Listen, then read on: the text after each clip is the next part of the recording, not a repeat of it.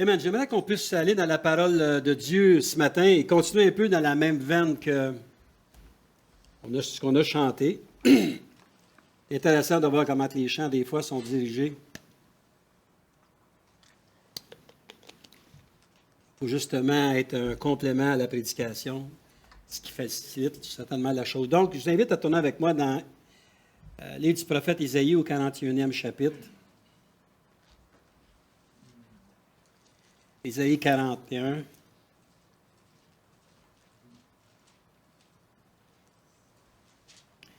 De versets 10 à 13. Ne crains rien, car je suis avec toi. Ne promène pas des regards inquiets, car je suis ton Dieu. Je te fortifie, je viens à ton secours. Je te soutiens de ma droite triomphante. Voici, ils seront confondus, ils seront couverts de honte, tous ceux qui sont irrités contre toi. Ils seront réduits à rien, ils périront.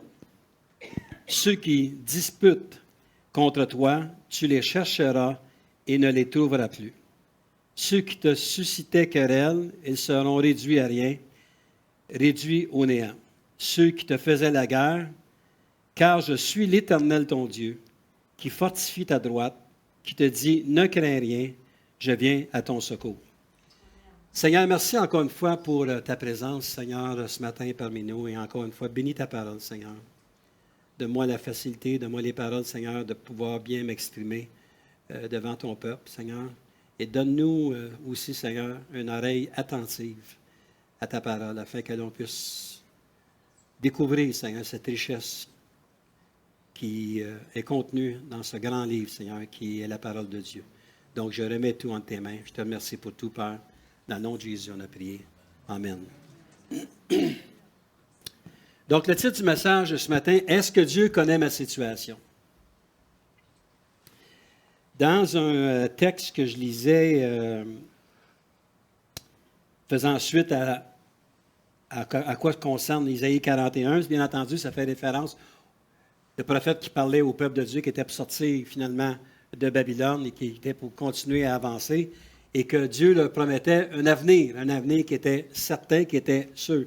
Et ce que j'aime ici par rapport au verset 10, c'est « Je suis avec toi. Les croyants de la nouvelle alliance sont ceux aussi devenus les serviteurs de Dieu que Dieu a choisis. » Nous pouvons donc revendiquer les promesses faites dans ces versets. Nous n'avons pas à craindre les autres hommes parce que Dieu est avec nous, pour nous communiquer la grâce et la force nécessaires pour affronter toutes les circonstances de la vie, pour nous aider dans les moments de crise en étant en source de notre paix et pour nous soutenir et être notre avocat. Quel beau commentaire! Et puis, je veux parler un petit peu ce matin des circonstances de la vie, mais tout spécialement de la maladie. Je me souviens en 2021, lorsque j'avais été diagnostiqué avec un cancer, dans ta vie, quand tu n'as jamais été malade, quand tu ne sais pas c'est quoi, il semble qu'il n'y a rien qui peut te toucher, il n'y a rien qui peut t'atteindre. on est comme des surhommes, on dit, ben moi, la maladie, je ne connais pas ça, je n'avais jamais connu une salle d'opération. Et puis, j'ai été touché par ce cancer-là, qui m'a aidé à réfléchir sur certains aspects de ma vie. Et j'ai été opéré rapidement, il semblerait que c'était possiblement grave, mais aujourd'hui, merci Seigneur, j'ai plus aucune trace et le Seigneur m'a guéri. Ce que je veux amener aujourd'hui, je veux parler que oui, il y a la maladie, mais aussi oui, il y a la guérison. Et je pense qu'on doit mettre nos yeux sur le grand guérisseur si on veut que nos vies soient changées et transformées. Les questions qui se posent, que j'entends parler un peu à droite et à gauche depuis nombre d'années que j'enseigne la parole, c'est « Est-ce normal qu'un enfant de Dieu soit malade? » Celui qui n'a jamais été malade, c'est difficile pour lui de dire « Je ne pense pas. » Il me semble qu'un enfant de Dieu ne doit pas être malade. Et on est surpris, surtout lorsque, il y a quelques semaines, on était au service de un de nos frères qu'on a connu à l'église de Tobin Park, un rock. Lui, il s'appelait le rock. Ce gars-là n'avait jamais été malade de sa vie. Ce gars-là s'était fait fort. Quand je vous dis fait fort, c'était fait fort. Puis dans les quelques mois avant son décès, il a été diagnostiqué avec un cancer fulgurant qui n'a eu aucune chance de s'en sortir.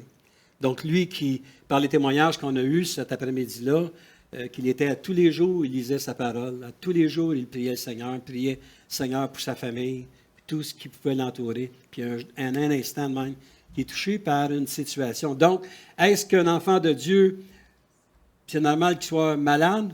Non. Mais est-ce qu'un enfant de Dieu peut être malade? Je pense que oui. Un enfant de Dieu peut être malade. Et ce matin, je veux qu'on puisse voir à travers cela, mais pourquoi la maladie dans le cas d'une personne? Pourquoi un homme ou une femme ou un enfant serait touché d'une maladie quelconque? Surtout si on s'adresse à des enfants de Dieu, des gens qui connaissent le Seigneur, des gens qui marchent avec le Seigneur depuis plusieurs décennies, et puis qu'on est touché par cette nouvelle-là, des fois, qui vient nous dévaster. Bien, dans l'étude de cette parole-là, j'ai eu la chance d'étudier beaucoup ces versets-là. Les seuls qui étaient, je pense, invincibles par rapport à ça, c'était Adam et Ève. Adam et Ève, lorsqu'ils sont venus au monde, lorsqu'ils ont été créés par Dieu, mais cette nature-là était parfaite en eux. Il n'y a pas raison, eux, d'être malades. Mais sans rien que ne puisse les toucher, mais l'entrée du péché dans le monde a certainement changé notre compréhension dans la chrétienté. Et là, je n'essaie pas de dire que si tu es malade, c'est parce que tu as un péché dans ta vie. Loin de moi, cette pensée-là. Absolument pas. Mais restez avec moi, on va toucher à plusieurs points. Vous allez voir comment des hommes et des femmes de Dieu ont été touchés. Mais quel était le but derrière tout cela? Dieu, Elohim, lorsqu'il a créé Adam et Ève, il dit « Faisons l'homme à notre ressemblance », semble vouloir apporter une certaine immunité en ce qui concerne notre corps. Dieu, ce n'était pas un Dieu malade. Dieu n'a pas créé un homme et une femme avec des cellules malades dans son corps. Dieu, lorsqu'il l'a créé, il l'a créé parfaitement. Immunité parfaite par rapport à la maladie. En vivant dans la ressemblance de Dieu, le mot maladie devrait se tenir loin de nous. Ça a été plusieurs années après, si on regarde dans l'Ancien Testament, que le mot malade ou maladie a été rencontré, a été touché. Donc, maladie ne veut pas, comme je disais tantôt, signifier qu'on ait du péché dans notre vie, parce qu'il y en a qui, j'ai entendu des témoignages comme ça, si tu es malade, c'est parce que tu as du péché dans ta vie. C'est faux. C'est pas vrai du tout, cette chose-là. La vie est faite ainsi. Dieu sait quand on est, Dieu sait quand on meurt, et on ne sait pas de la façon qu'on va mourir. Merci Seigneur, aujourd'hui que je suis debout sur mes deux jambes, solides comme un roc, mais on ne sait pas ce que demain peut nous réserver avec toutes les nouvelles qui peuvent y exister dans le monde. Donc, c'est parce que tu as péché, mais le péché a apporté ce côté fragile à l'homme qui n'est pas à l'abri de tout. Tournez avec moi dans Romains 8. On va voir plusieurs versets ce matin. Et encore une fois, je remercie ma sœur qui est au PowerPoint. Je t'ai pas dire aux acétates, mais ça n'existe plus.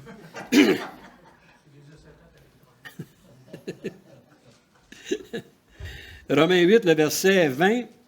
Ici, c'est Paul qui parle. Il dit « Car la création a été soumise à la vanité, non de son gré, mais à cause de celui qui l'y a soumise, avec l'espérance qu'elle aussi sera affranchie de la servitude de la corruption pour avoir part à la liberté de la gloire des enfants de Dieu. » Mais au verset 22, « Or nous savons que jusqu'à ce jour, la création tout entière soupire et souffre les douleurs de l'enfantement. Et ce n'est pas elle seulement, mais nous aussi, qui avons les prémices de l'Esprit, nous aussi nous soupirons en nous-mêmes, en attendant l'adoption, la rédemption de notre corps. » Bien entendu, ici, il y a trois formes de souffrance que Paul nous parle. Il nous parle de la création, c'est-à-dire la nature animée ou inanimée, peu importe. Il nous parle aussi de l'esprit, mais aussi de la création, nous qui soupirons à l'heure actuelle pour un futur meilleur. On ne doit pas se cacher qu'avec ce qui se trame un peu partout dans le monde, on voit comment est-ce que le niveau même de maladie augmente d'une façon fulgurante. On a hâte d'être libéré de ce corps de chair-là, puis d'être dans la présence du Seigneur pour l'éternité. Donc, nous vivons dans l'imperfection. l'imperfection d'un corps qui n'est pas parfait, mais nous avons la possibilité de vivre une vie dans la perfection, c'est-à-dire spirituellement parlant, à s'adonnant ou à se donnant corps et âme, un peu comme notre sœur a témoigné ici ce matin, qu'elle est arrivée, elle a traversé la grande mer, l'Atlantique, pour venir ici pour recommencer sa vie, laissant derrière elle certainement des souvenirs difficiles à oublier. Et est arrivée dans un contexte qui n'est peut-être pas le plus facile. Vivre au Québec, ce n'est pas le contexte le plus facile au monde. Mais elle s'est accrochée à Dieu. Et j'étais béni de voir ce matin qu'elle prend son téléphone et qu'elle lit un psaume. Merci Seigneur, c'est qu'elle a commencé à expérimenter Dieu, s'attacher à sa parole. Donc, on vit dans un système d'imperfection et on se propulse vers un futur qui s'en vient. Vous savez, frères et sœurs, si on vit juste pour les choses qu'on a sur cette terre, on va être très malheureux dans cette vie. Très malheureux dans cette vie.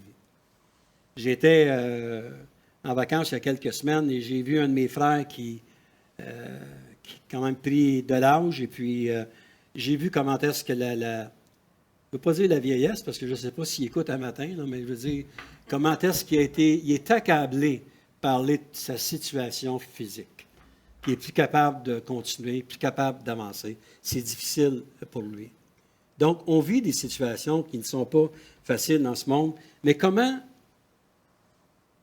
un jour on peut espérer, et c'est ce qu'on peut espérer, qu'il va y avoir de nouveaux cieux, une nouvelle terre, et on va être restauré. La maladie va rester derrière nous. Nos situations à l'heure actuelle, qu'elles soient physiques ou qu'elles soient financières, ou peu importe, vont être oubliées à tout jamais. Et on va pouvoir commencer à vivre une vie pleine de bénédictions avec Dieu, même si on est béni sur cette terre. Mais les imperfections de ce monde vont être laissées derrière nous et on va vivre pleinement avec le Seigneur. Donc, c'est un petit peu ce que je veux parler ce matin. Donc, je veux vous parler de gens dans la parole qui ont été malades. Pour ceux qui disent que la maladie, ce n'est pas de Dieu, Dieu a un plan à travers chacune des situations dans notre vie. Personnellement, je crois que Dieu nous garde de tout, mais nous ne savons jamais ce que demain va nous réserver. Premièrement, 2 Corinthiens 12, 7. L'écharde de Paul. On a tenté de faire toutes sortes d'études là-dessus, savoir exactement l'écharde, mais selon plusieurs commentaires, il y a quelque chose qui se passait dans la vie de Paul, une écharde, qui l'a empêché d'être orgueilleux, mais de demeurer humble. Et souvent, il y a des situations qui nous arrivent dans la vie. Pourquoi telle et telle situation? Et souvent, on va argumenter auprès des situations sans savoir pourquoi, puis on va s'enorgueillir de ces situations-là. Mais Paul, il n'y a rien qui nous dit qu'il a été guéri. Paul, c'est un homme de Dieu, c'est un homme qui aimait Dieu. Paul a accepté d'être battu. Paul a accepté d'aller dans un naufrage. Paul a accepté de laisser le confort d'où il était pour aller pour l'implantation de différentes églises. Mais dans sa chair, il a été placé un écharde afin qu'il demeure humble. Et lorsque nous sommes au-dessus de nos moyens, au-dessus de la majorité des gens, bien souvent on est porté à se pavaner de dire « Ah, moi je suis comme ci, moi je suis comme ça. Moi j'ai ceci, moi j'ai cela.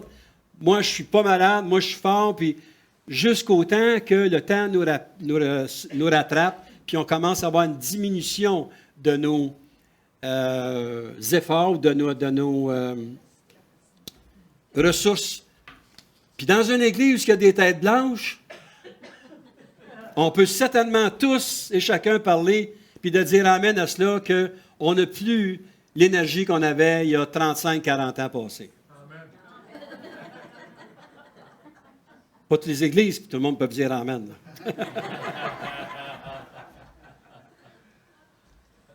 Mais lorsqu'on connaît le Seigneur, on apprend à s'appuyer sur le Seigneur. Donc Paul, c'est quelqu'un qui connaissait Dieu, qui a été touché.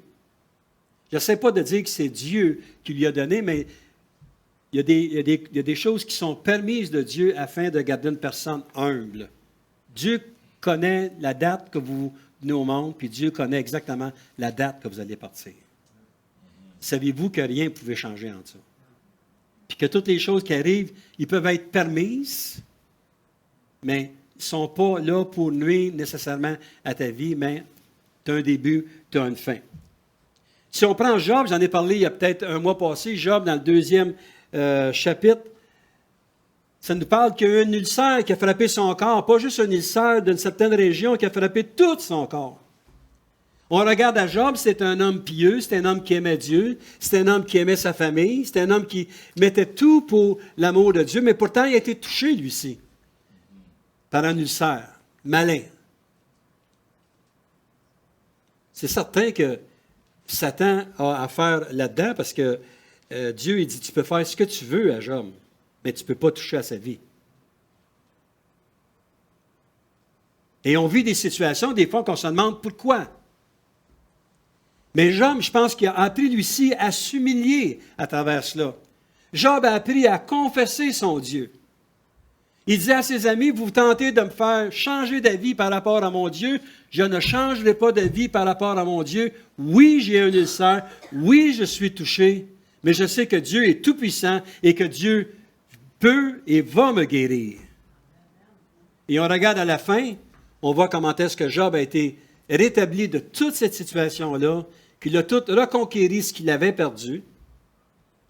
Pourquoi? Parce que Dieu, à quelque part, voulait que Job, il voulait que son œil le voie, qu'il entende parler de Dieu réellement, comment Dieu agit. Jean 11, le verset 1 à 4, la maladie de Lazare.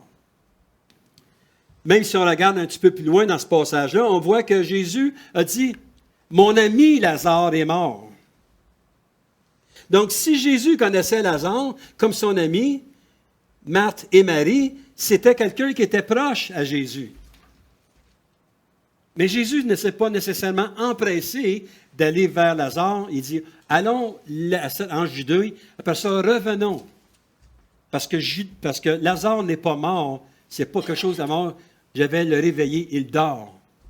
Et Jésus est arrivé à ressusciter Lazare parce qu'il était mort réellement. On voit comment est-ce qu'il y a un impact là-dedans. Imaginez-vous que si Jésus s'est venu sur cette terre, ça a été un fiasco total par rapport aux guérisons, par rapport même à ressusciter des morts. Quelle sorte comment on pourrait dire à des gens qui ne connaissent pas le Seigneur, comment est-ce que Jésus est puissant si ça avait été un flop total? Jésus avait un but par rapport à tout cela. Jésus voyait les choses qui arrivaient. Il a permis certainement certaines choses pour que sa gloire puisse éclater au milieu de son peuple.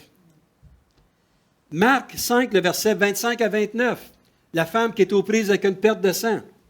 Il n'y a rien qui nous dit que cette femme est une chrétienne. Mais pendant les 12 années qu'elle a une perte de sang, elle a tout donné son argent pour être guérie par des charlatans. Des gens qui disent, viens ici, ça va coûter tant, tu vas avoir ceci, tu vas avoir cela. Je ne sais pas dire que, dorénavant, on va pouvoir le docteur, que Dieu va me guérir. Non, c'est pas ça du tout que je dis. Que oui, les docteurs sont en place. Dieu donne l'intelligence à des docteurs pour guérir, pour trouver une façon de sortir les gens de leur fâcheuse situation. Mais aussi que Jésus est puissant. Qu'est-ce qui est arrivé? Cette femme avait entendu parler que Jésus allait à telle place. Il y avait une foule. C'est comme si Jésus était à la place du PowerPoint en arrière, là, puis c'est impossible d'aller là.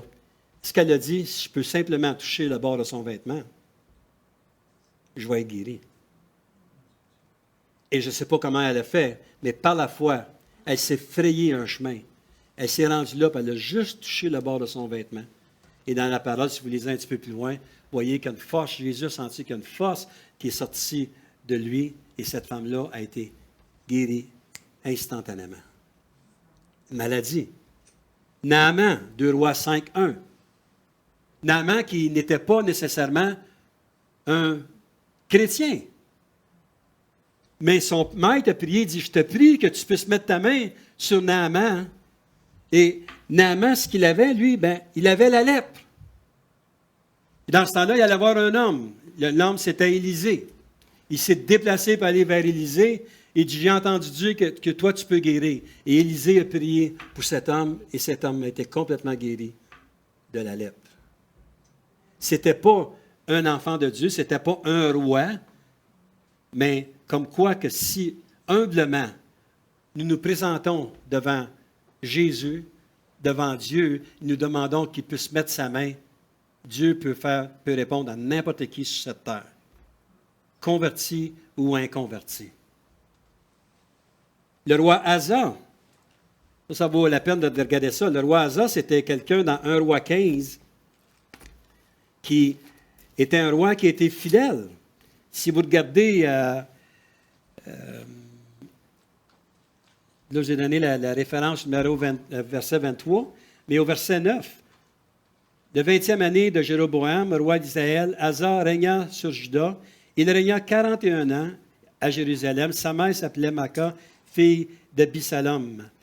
Asa fit ce qui est droit aux yeux de l'Éternel comme David, son père.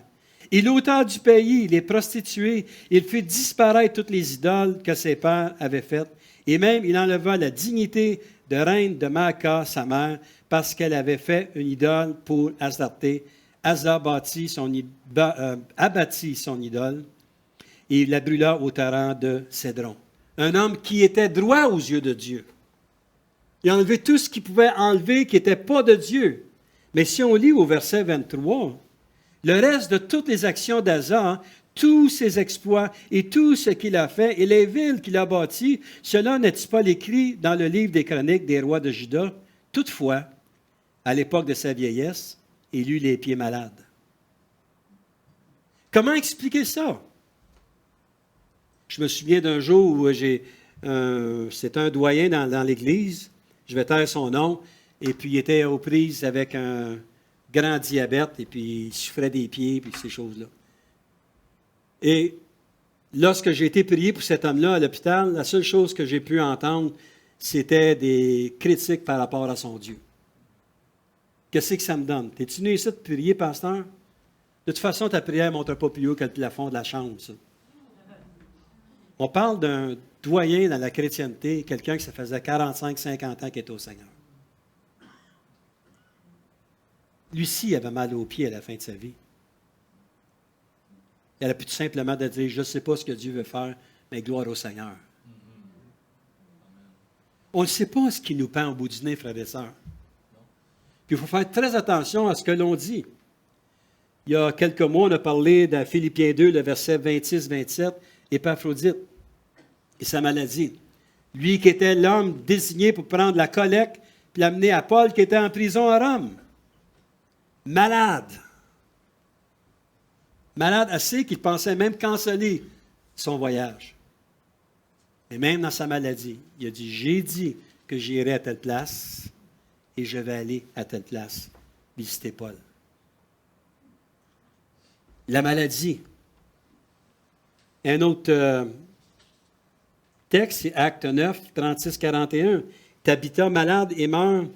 Et si vous lisez un peu ce passage-là, vous allez comprendre qu'elle est morte. Et Pierre n'a entendu parler, a été la voir, il l'a prié. Et cette femme est ressuscitée. La puissance de Dieu. Je ne sais pas de vous dire ce matin que commencer à faire le tour des salons funéraires puis déposer les mains aux morts, que tous les morts vont ressusciter. J'ai déjà vu ça dans une funéraille. Quelqu'un qui s'était couché sur la tombe d'une jeune femme, puis crier, puis hurler, puis dire, écoutez, tu as ressuscité Lazare, pourquoi tu ne ressuscites pas ma soeur, une jeune femme, tout ça? On ne connaît pas la situation. Mais dans cette situation-là, par rapport à Tabitha, Pierre s'est senti interpellé par l'Esprit de Dieu, puis d'aller là-bas, puis de lui imposer les mains, puis de voir cette jeune femme-là ressusciter. Personnellement, je crois que même en 2024, même si l'apostasie est à son maximum sur la terre, Dieu est vivant. Et Dieu peut ressusciter des gens. Et Dieu peut guérir des gens. Ça dépend juste de notre niveau de foi, mais de s'abandonner à lui. Je ne sais pas si je vous avais déjà parlé de cet homme lorsque j'étais pasteur à Vancouver, à l'article de la mort. Il restait une dizaine d'heures à mourir. Eu un téléphone, je me suis présenté là-bas. Lui a fait une overdose. Il restait quelques heures à vivre. sa peau s'enlevait comme ça. C'était fini. Et cette personne-là me dit, pasteur, et tu peux-tu prier pour moi pour que je puisse guérir? Puis j'y ai dit, je ne sais pas, moi, qu'est-ce qui peut arriver par rapport à une guérison comme ça, mais j'ai dit une chose, j'ai présenté le salut. J'ai dit, la chose la plus importante dans ta vie, ce n'est pas nécessairement la guérison de ton corps, mais c'est certain que si tu meurs aujourd'hui, tu t'en ailles pour l'éternité avec le Seigneur. Et cet homme-là a donné son cœur à Jésus. On a prié une grande prière de peut-être 30 secondes. Et un mois plus tard, cet homme-là est sorti de l'hôpital, complètement guéri. C'est arrivé une fois dans ma vie. Ce n'est pas la prière que j'ai faite, parce que je vais vous dire sincèrement, j'étais comme incapable. Je me disais, qu'est-ce que je fais dans une situation comme ça? La puissance de Dieu. On regarde à cela et nous nous demandons comment cela se peut-il. Je vous ai déjà parlé de mon ami Don Crone. Après ça, je vais passer à mon texte un peu. Vous connaissez Don Crone, un homme qui n'était pas tellement vieux, un missionnaire au Mozambique, quelqu'un avec qui on avait beaucoup d'affinités. Fini sa vie sur une chaise roulante. 95% de son corps était inerte. Il ne pouvait pas manger. Sa tête attachée après sa chaise roulante, on le voyait toutes les réunions à l'église. Et Dieu venait le chercher. Et je vais vous dire, j'étais plus jeune dans le ministère dans ce temps-là. Je me disais, Seigneur, je criais, pourquoi, Seigneur? Ça n'a pas de sens, Seigneur, ce que tu fais. Il faisait une œuvre qui était extraordinaire. Puis là, il est là. Pourquoi? Parce qu'il me posait des questions dans ce temps-là. Et lui, il était calme dans ça. Il dit, hey, arrêtez de vous en faire avec ma situation. Moi, je suis dans la présence de mon Dieu. Même inerte dans ma chaise roulante, je sais que Dieu est avec moi. Je sais que je m'en vais avec Dieu. Voilà la situation. Donc, Dieu et sa grande miséricorde. Vous regardez à la vie d'un homme, comment est-ce que Dieu peut agir des fois bizarrement dans la vie d'une personne. Vous connaissez le roi Ézéchias, le roi de Juda? Si vous tournez, on va avoir un petit peu de texte à regarder. Dans 2 Rois 18, le verset 1 à 5, je vais dépêcher à le lire, 18, 1 à 5. La 3e année d'Osée, fils d'Éla, le roi d'Israël, Ézéchias, le fils d'Akaz, le roi de Juda, régna. Il avait 25 ans lorsqu'il devint roi. Il régna 29 ans à Jérusalem. Sa mère s'appelait Abi, fille de Zacharie. Il fit ce qui est droit aux yeux de l'Éternel, entièrement comme avait fait David son père. Il fit disparaître les hauts lieux, brisa les statues, abattit les idoles et mit en pièces le serpent d'airain que Moïse avait fait, car les enfants d'Israël avaient jusqu'alors brûlé des parfums devant lui. On l'appelait Neshutan. Il mit sa confiance en l'Éternel, le Dieu d'Israël, et parmi tous les rois de Juda qui vinrent après lui ou qui le précédèrent, il n'y eut point de semblable à lui. Tout un témoignage. Si on va dans 2 Chroniques, un passage qui est similaire, 2 Chroniques 29, le verset 1 à 5. Donc, on voit ici au verset 3, « La première année de son règne, au premier mois, il ouvrit les portes de la maison de l'Éternel. Il fit venir les sacrificateurs, les Lévites qui assembla dans la place orientale et leur dit, « Écoutez Lévites, maintenant sanctifiez-vous, sanctifiez la maison de l'Éternel, le Dieu de vos pères, et mettez ce qui est impur hors du sanctuaire. » Donc, quel était le but d'Ézéchias? C'était de ramener le peuple de Dieu à sanctifier Dieu, d'enlever ce qui était impur au milieu du temple et d'entrer la présence de Dieu là-dedans afin que Dieu puisse agir puissamment et que le peuple de Dieu puisse recevoir les bontés de l'Éternel. Donc, nous assistons ici à la vie d'un roi qui, par son obéissance, réussit et il prospéra dans ce qu'il entreprit, tout alla bien, mais à l'âge de 39 ans, ce roi devint malade. Il reçut la visite d'un prophète nommé Isaïe. Il vint s'entretenir avec lui. Et ça, je trouve ça spécial. On va retourner dans le prophète Isaïe au 38e chapitre et au verset 1. En ce temps-là, Ézéchias fut malade à la mort. Le prophète Isaïe, fils d'Amoz, vint auprès de lui et lui dit, « Ainsi parle l'Éternel, donne tes ordres à ta maison, car tu vas mourir et tu ne vivras plus. » Allô? Si jamais vous avez visite de quelqu'un qui s'en vient chez vous et que le Seigneur vous dit telle chose, comment allez-vous réagir? Ézéchias, qui est un homme qui semblait droit devant Dieu, il devait se poser la question, mais qu'est-ce que je fais avec cela? Pourquoi cette situation-là dans ma vie? Quelle serait votre réaction si vous receviez une nouvelle comme celle-ci? Pourtant, cette nouvelle peut nous être annoncée à tout instant. Je parlais de mon frère qui est décédé dernièrement. Quelques mois auparavant, il a dit, il n'y a plus de revenez-y, c'est fini. Pourtant, cette nouvelle peut nous être annoncée à tout instant, car nous ne sommes pas immortels et de la façon que nous allons mourir appartient à Dieu seul. Mais on va aller un petit peu plus loin, si vous voulez. Dans le même passage, Isaïe 38, le verset 2 à 3, ça nous dit « Ézéchias tourna son visage contre le mur. Il fit cette prière à l'Éternel.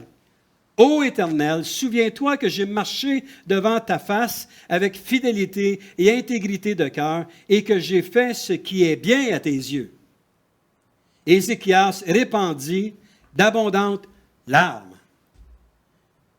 J'imagine que lorsqu'une nouvelle comme ça nous arrive, je pense que la larme doit être facile à l'œil. À même titre que moi, quand j'ai eu mon diagnostic, j'étais assis chez nous, j'ai compris ce qu'il y avait, j'ai eu des larmes aussi, je disais. Oh, je n'avais jamais vécu cette situation-là. Donc, bien entendu que, humainement parlant, on va débattre la cause avec Dieu. On va argumenter avec Dieu. Seigneur, j'ai été ton fidèle serviteur. Seigneur, ça fait des années que je dirige la louange. Seigneur, ça fait des années que je prêche la parole. Seigneur, ça fait des années que j'ai mis tout de côté pour aller comme missionnaire. Seigneur, je suis une simple servante ici. J'ai donné tout mon cœur pour servir l'Église, à m'occuper du ménage, à m'occuper de tel ministère, à l'école du dimanche. Seigneur, pourquoi ça m'arrive? Et ça, je vais vous dire sincèrement, c'est des choses qui peuvent venir à notre cœur, qu'on argumente avec Dieu. Ézéchias répondit par une prière. Les situations incontrôlables de notre vie nous amènent à nous développer une vie de prière. C'est intéressant que lorsque quelque chose nous arrive, soudainement, on va aller à la prière. C'est comme si ça devient facile. Mais que souvent, lorsque tout va bien, qu'on est au-dessus de tout, c'est comme une tendance à oublier ce que Dieu a fait pour chacun de nous. Et c'est par cela que le roi, lui, a débuté. Dans Isaïe 38, le verset 10 à 15, « Je disais, quand mes jours sont en repos, je dois m'en aller, aux portes du séjour des morts. Je suis privé du reste de mes années. Je disais, je ne verrai plus l'Éternel sur la terre des vivants. Je ne verrai plus aucun homme parmi les habitants du monde. Ma demeure est enlevée et transportée loin de moi comme une tente de berger. Je sens le fil de ma vie coupé, comme par un tisserand qui me retrancherait de sa trame. Du jour à la nuit, tu m'auras achevé. Je me suis contenu jusqu'au matin. Comme un lion, il brisait tous mes os. Du jour à la nuit, tu m'auras achevé. Je poussais des cris comme une hirondelle en voltigeant. Je gémissais comme la colombe. Mes yeux s'élevaient languissants vers le ciel. Ô Éternel, je suis dans l'angoisse. Secours-moi. Une des premières choses qui arrive, vous savez, quand on a ces nouvelles-là, bien là, je ne veux pas laisser mes proches, mes enfants, mes petits-enfants. Seigneur, je me suis bâti quand même une belle retraite. Seigneur, j'ai une belle maison confortable. J'ai quand même un petit peu d'argent de côté. Je peux vivre très bien, Seigneur. Pourquoi ça? Pourquoi je ne pourrais pas vivre au maximum de ce que tu peux me donner pour que je puisse bénéficier de tout ce que tu m'as donné, béni à travers cette vie? Ça, c'est le cœur humain qui parle. On essaie de défendre notre situation devant Dieu. Mais à travers cela, le psaume 56 et le verset 8 et 9, psaume 56 et le verset 8 et 9.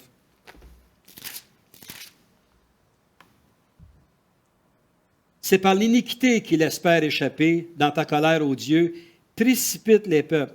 Tu comptes les pas de ma vie errante. Recueille mes larmes dans ton outre. Ne sont-elles pas tous inscrites dans ton livre? Mes ennemis reculent au jour où je crie. Je sais que Dieu est pour moi. Il recueille toutes les larmes que nos yeux peuvent donner dans notre vie. Il connaît les jours de notre vie. Moi, ce qui m'a un petit peu, à travers le psaume 56 ici, c'est que tous nos jours sont inscrits dans un livre. Donc, on a tous un livre qui est déjà préécrit pour chacun de nous. Dieu sait exactement où nous allons. Dieu sait exactement comment on va terminer, comment on a débuté et comment on va terminer. Et surtout, comment on va venir à sa connaissance, où on va avoir le choix de dire, Seigneur, me voici, je t'accepte comme Seigneur et Sauveur de ma vie. Je m'abandonne à toi. Il connaît tous ces détails-là. Moi, je me souviens qu'un jour, j'ai été béni du Seigneur. Et il y avait un de mes amis qui ne connaît pas le Seigneur qui m'avait invité à un déjeuner d'hommes. Puis il est arrivé à bon point chez nous parce que je vivais des temps difficiles, très difficiles même.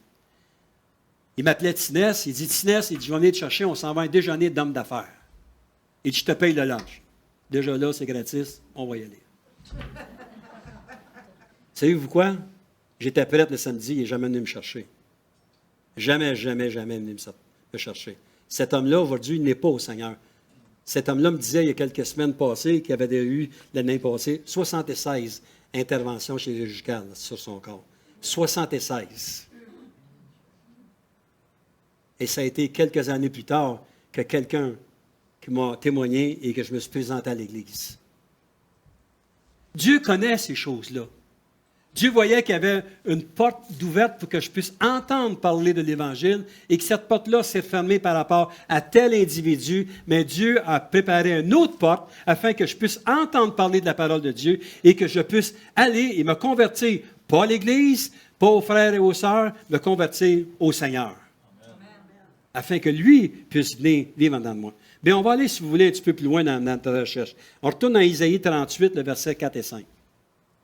Puis la parole de l'Éternel fut adressée à Isaïe en ces mots. « Va et dis à Ézéchias, ainsi parle l'Éternel, le Dieu de David, ton père. J'ai entendu ta prière, j'ai vu tes larmes. Voici, j'ajouterai à tes jours 15 années. » C'est intéressant? 15 années. La promesse, ce que l'on appelle un réma. Ici, il y en a qui disent, ben Seigneur, donne-moi encore 20 ans. Parce qu'il dit, ben on l'a lu dans ta parole. Non, ici, c'est un réma qui a été donné à Ézéchias. Et vous allez voir pourquoi le réma a été donné. Je vais vous donner les détails. 15 années ajoutées à sa vie, a été touché par la prière de son roi, possiblement malgré cette demande. Mais pourquoi vous pensez que Ézéchias a eu un sursis de 15 ans? Avez-vous une idée de pourquoi ce qui s'est passé? Parce que Dieu connaît toutes choses. Pas bien compliqué. C'est que si on lit dans la parole de Dieu, ça nous parle, jamais il va manquer d'un successeur, ce qui a été dit à David. Et le successeur d'Ézéchias n'était pas au monde encore. Dieu savait ça, lui. Imaginez-vous. Il savait ça. Il dit, tu ne peux pas mourir tout de suite, même si tu as eu telle prophétie, je vais te donner 15 ans. Et le successeur d'Ézéchias, son fils, est venu sur le trône 12 ans plus tard. Dieu connaît toutes choses. Vous comprenez que souvent on demande à Dieu, donne-moi ci, donne-moi ça, donne-moi ci, donne-moi ça. Non, au lieu de demander des choses à Dieu, pourquoi pas lui demander, Seigneur, c'est quoi ton plan là-dedans? C'est quoi ta direction? Qu'est-ce que tu veux faire dans ma vie? Est-ce que je pense d'une façon égoïste? Le petit moi, ces choses-là, ou je suis quelqu'un qui me plaint absolument pour rien. Non, c'est bon d'aller devant le Seigneur puis de répandre nos larmes comme c'est écrit. Mais Dieu avait un plan. Il a donné 15 années à son roi pour que, premièrement, il conçoive un fils, que 12 ans plus tard, ce fils-là soit lui promu comme roi à la succession. Ça, c'est la grande connaissance de Dieu, qui connaît toutes choses. Et tout au long de notre vie, ça a été la même chose. On se souvient de l'histoire de Joseph. Tout le monde a entendu parler de Joseph. Il a été rejeté, pourtant il avait eu une vision. C'était à la fin de pas la fin de sa vie, mais dans ses derniers temps, où ce qu'on regarde à la fin des textes qui est écrit, et puis Genèse 45, on voit que ses frères voulaient, non, non, non, vous n'avez pas fait ça. Dieu avait permis cette situation-là afin de sauver mon peuple. Donc, dans la guérison, frères et sœurs, au lieu de courir à droite et à gauche pour avoir des guérisons, moi je vais avoir la guérison, organisons-nous donc davantage pour connaître le guérisseur. Parce que possiblement que le guérisseur, il y a peut-être quelque chose de différent pour nous. Peut-être à travers la situation que l'on vit, Dieu veut intervenir dans quelque chose. Autant que Ézéchias était appelé à la mort, mais vous savez que c'est lui qui était se battre aussi. Il a livré une guerre. Donc Dieu a donné assez d'énergie qu'il soit capable de conquérir un autre peuple, en même temps d'avoir quelqu'un pour succéder à son trône, pour le placer là en succession. Ça, c'est la façon que Dieu travaille. Humainement parlant, on a de la difficulté à comprendre ces choses-là. Que dire d'Esther? C'est quelques passages de même. Esther 4, le verset 13 à 14. Esther a été placée au trône d'un roi païen pour un temps, pour sauver son peuple. Bien placée à quelque part là, tu te dis, mais qu'est-ce qu'elle fait là? Et souvent, on va argumenter, nous, mais tu travailles pour peut-être un inconverti. Qu'est-ce que tu fais là? On ne sait pas ce que Dieu a en préparation pour chacun de nous. On ne sait pas comment Dieu peut parler à un politicien et le mettre en place pour déclencher quelque chose pour que ça puisse s'améliorer. Ce n'est pas nécessairement ce qu'on voit à l'heure actuelle. On voit que ça se détruit, mais encore, j'ai confiance en Dieu à travers cela. Dieu a un plan de toute façon.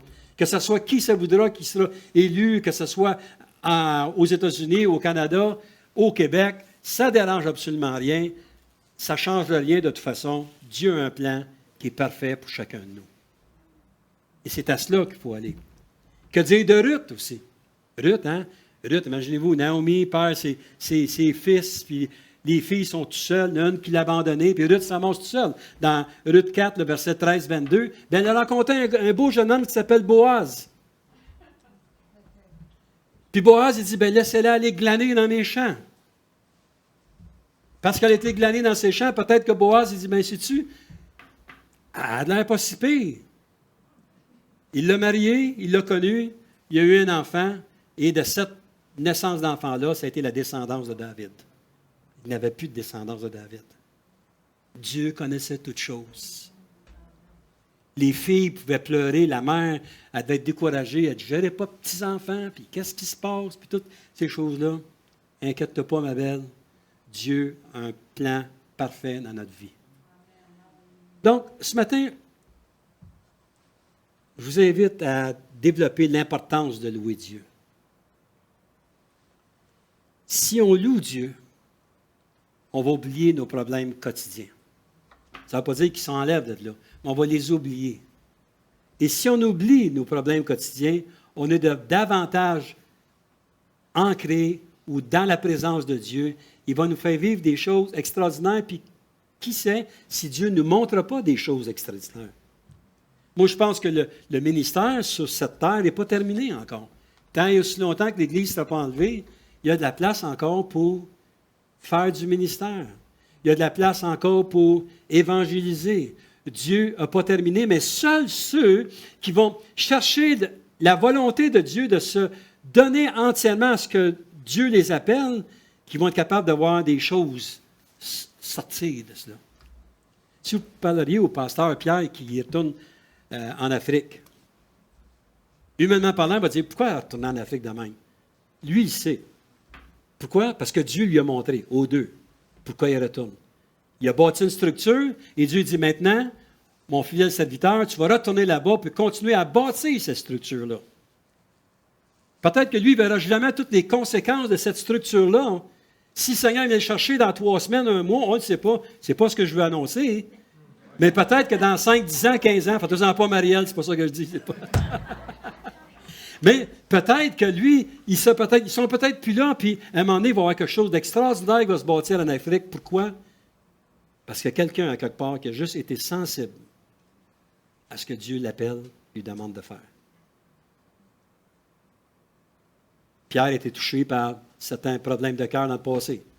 Mais Dieu le fortifie pour être capable de continuer à avancer. Mais vous, ce matin, je vous pose la question. Qu'est-ce que vous recherchez du Seigneur? Qu'est-ce que vous voulez du Seigneur? Je vais vous poser une première question ce matin. Il y a des gens qui sont nouveaux ici à l'Église. Vous avez déjà entendu parler de Jésus. Est-ce qu'il y a quelqu'un ici qui aimerait simplement dire, ben moi, premièrement, je veux donner mon cœur à Jésus. Juste lever votre main là où vous êtes. Je veux prier pour vous. Quand même. J'ai vu vos mains. Mais ensuite de ça, est-ce qu'il y en a qui vivent des situations difficiles et qui ont besoin d'une touche du Seigneur, que ce soit une guérison, que ce soit une direction? Levez vos mains là où vous êtes. Encore beaucoup de mains. Amen. Bien, tous ceux et celles qui veulent donner leur cœur à Jésus, avancez à gauche, à ma gauche. Puis ceux qui veulent avoir la prière, avancez à ma droite. Puis j'aimerais inviter les pasteurs de cette assemblée pour des prières pour eux autres. Demandez à la louange de pondre des chants, adapter des chants à cela. C'est entre vos mains. Les autres, bien, imposez, mettez vos mains sur ces gens-là. Place-toi dans le centre. Amen. Elle veut tout. Amen. Donc, ceux qui ont besoin de guérison, allez sur le côté ici, puis sentez-vous bien à l'aise, puis on a prié avec des gens qui sont ici, là, et puis on va louer le Seigneur. Les autres, louer le Seigneur, puis intercéder. Il y a quelque chose de grand qui se passe à l'Église de Varennes. Amen.